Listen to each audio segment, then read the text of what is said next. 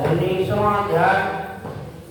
राजा वृद्धों ने कहा कि हे देव ऋषि, अब आप यह कहिए कि भगवान विष्णु ने वहां जाकर के क्या किया तथा जलंधर की पत्नी का पतिव्रता कैसे भ्रष्ट हुआ।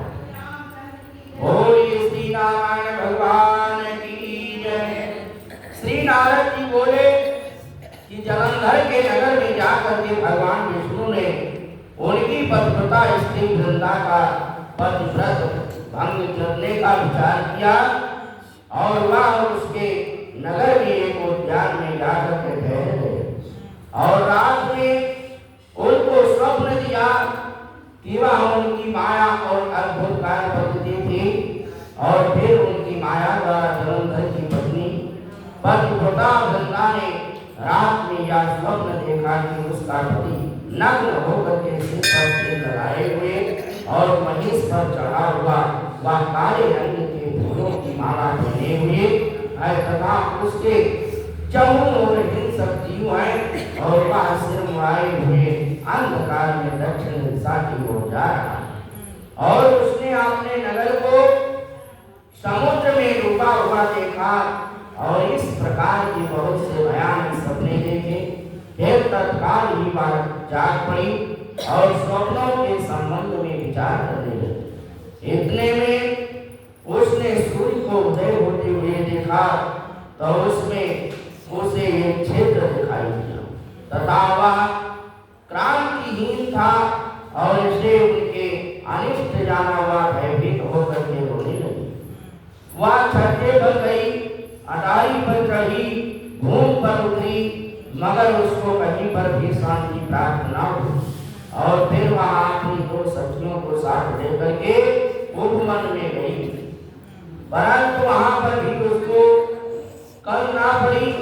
फिर वह जंगल में निकल गई मगर वहां पर भी उसको चैन न आया और वन में उसने सिंह के समान दो भयानक राक्षसों को देखा और जिससे वह अत्यंत भयभीत होकर के वहां से भागने लगी और उसी क्षण वहां पर अपने शिष्यों सहित एक मौन तपस्वी आ गए और भयभीत वृंदा उसके गले में हाथ डाल करके और उससे अपनी रक्षा के लिए गुहार लगाने लगे।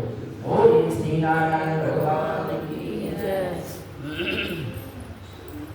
मुनि ने अपनी एक ही ओंकार से उन दोनों राक्षसों को वहां से भगा दिया। वृंदा को आश्चर्य हुआ कि यह भय से मुक्त होकर के मुनि नाथ को हाथ जोड़ करके प्रणाम करने लगी और कृतज्ञता का ज्ञापन किया और फिर उसने मुनि से अपने युद्धरत पति के संबंध में उसके कुशल छेद का प्रश्न किया। मुनि ने मौन होकर के आगे पीछे देख करके कुछ कहना ही कहा कि उसी समय दो मानव मुनि के समक्ष आकर के हाथ जोड़ करके खड़े हो गए और जो ही मुनि ने पृथ्वी संकेत किया जो ही वह उड़ करके आकाश में चले गए।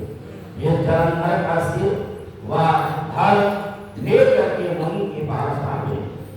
तब वृंदा अपने पति को मृत हुआ जान करके मूर्छित होकर के पृथ्वी पर गिर पड़ी और अनेक प्रकार के वचन कह करके दारू विलाप करने लगी। पश्चाताप उसने उस मुनि से कहा कि हे कृपाल हे नाथ, मेरे पति के जीवित कर दीजिए। और पतिव्रता परायण दैत्य पत्नी ऐसा कह करके दुख की सांसों को छोड़ती हुई मुनीश्वर के चरणों में गिर पड़ी।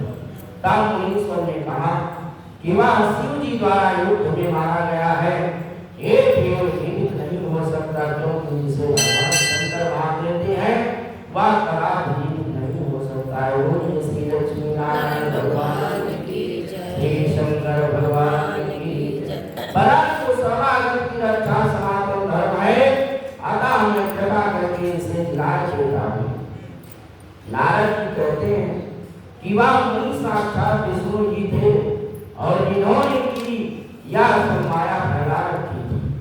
वह वृंदा के पति को जीवित करके अंतर ध्यान हो गए और जलंधर ने उठ करके वृंदा का आनंदन किया और उसका मुंह चूमा और वृंदा के पति को जीवित हुआ देख करके अंतर हर्षित हो गए और अब तक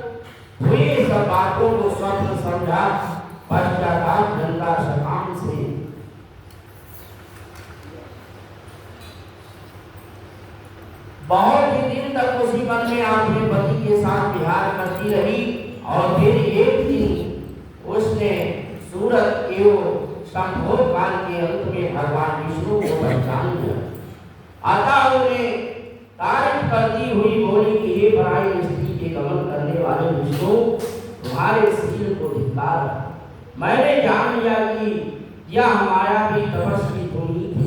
हे राजन, ऐसा कह करके परम क्रुद्ध होकर के पतिव्रता गंगा ने अपने तेज को प्रकट करते हुए श्राप दे दिया। जो तुमने अपनी माया से दो राक्षस मुनि दिखाए थे, वही दोनों राक्षस किसी समय तुम्हारी वीर स्त्री का हरण करेंगे और उसके विराह में दुखी होकर के तुम मानवों की सहायता से वन में भ्रमण करोगे और यह सर्वेश्वर जो इस समय तुम्हारा शिष्य बना है वह यह वहां तुम्हारा साथी रहेगा। ऐसा कह करके पति व्रज वृंदा भगवान विष्णु के लाख मना करने पर भी अग्नि में प्रवेश कर गई। बोलिए श्री लक्ष्मी नारायण भगवान की जय, श्री शंकर भगवान की जय। ब्रह्मादि देवता आकाश से उसका प्रवेश देखते रहे।